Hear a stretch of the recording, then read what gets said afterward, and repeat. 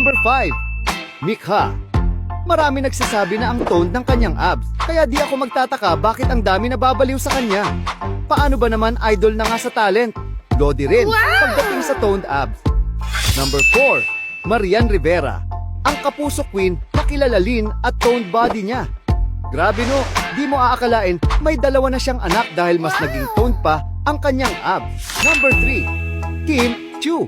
Kahit na marami siya ginagawa ngayon teleserye, hindi niya napapabayaan ang kanyang fitness lifestyle. Kaya naman kitang-kita mo ang kanyang abs na bagay sa body feature niya. Number 2. Catherine Bernardo. Lagi nakikita ng mga netizen ang toned abs niya sa pag-modeling. Kaya ang angas niya rin pag siya ay naka-cropped up.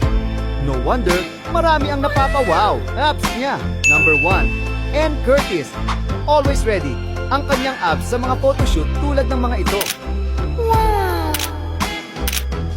Napaka-solid ng abs niya kahit na may anak siya. Sino pa kaya ang mga Pinay celebs na solid ang abs? Comment mo sa baba. Nga pala,